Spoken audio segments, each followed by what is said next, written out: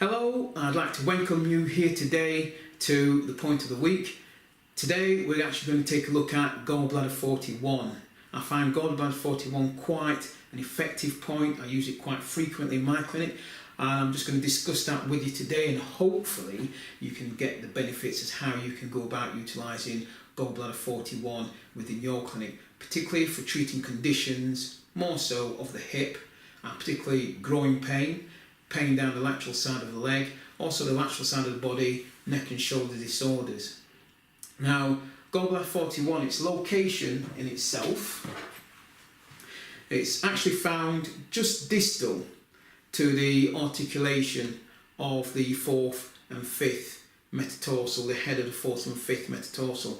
Needling wise is more of a perpendicular insertion, 0.5 suns or 0.5 centimetres perpendicular insertion into that point. Now, from a TCM viewpoint, it is known as a shoestring point.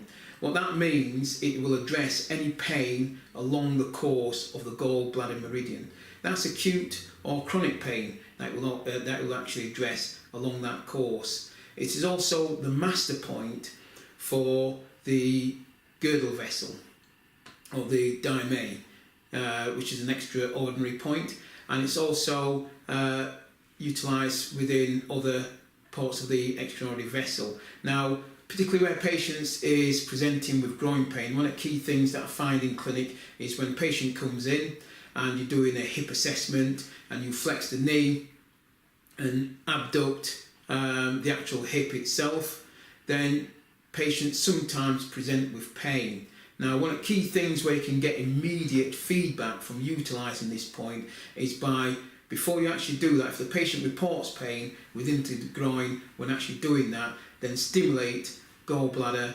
41. Do that for about a minute, then do the same again, flex the hip, abduct the hip, and you'll generally find in most cases the patient will report either complete elimination of the pain that radiates into the groin or a significant reduction in pain that will actually radiate into the groin. So that's merely demonstrating to you the effect, and a more of an immediate effect it can actually have. One of the other areas it will treat quite successfully and quite effectively is trigger points along the course of the gallbladder meridian. Now, that's going to be trigger points more so in the quadratus lumborum or any muscle spasm in the quadratus lumborum. Same again, trigger points in the glutes or any muscle tear in the glutes, and also into the hip or greater trochanteric bursitis. Very effective point for treating that particular condition. Lateral knee pain or pain along the iliotibial tract, again, quite an effective point for treating conditions such as that. Peroneus longus, any trigger points in the peroneus longus, quite an effective point for addressing conditions such as that.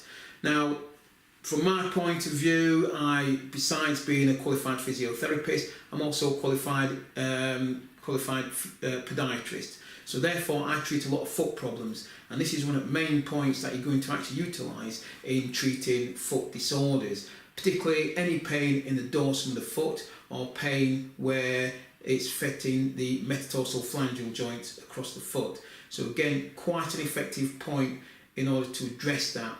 Any patients presenting with cuboid syndrome, again, it's one of the most important points you're going to actually utilise for addressing cuboid syndrome and lateral ankle sprain as a distal point. So again, it's a case of remembering that point, and in most cases, if the patient presents with pain along the lateral side of the body, then it's worth palpating that point. And you will find in most cases that point will be tender and you can start to manipulate, so don't think you always have to needle that point.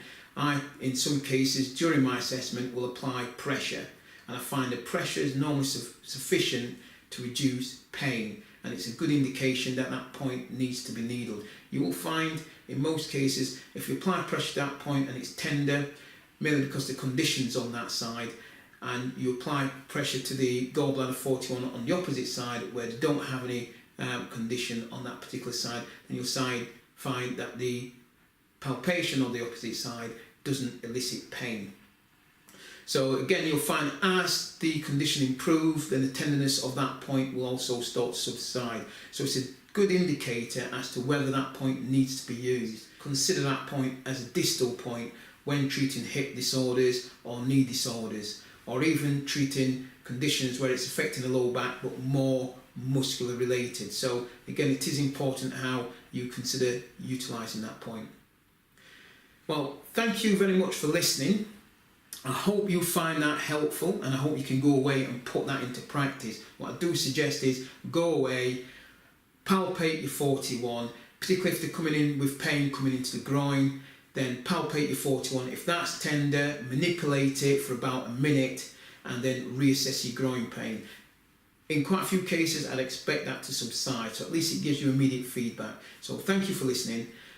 By all means, if you need to get in touch, you can get in touch with me at info@stevebailleyacupuncture.com, or you can visit our website, stevebailleyacupuncture.com, and hopefully there'll be more information on there for you. Look forward to seeing you again and speaking to you again.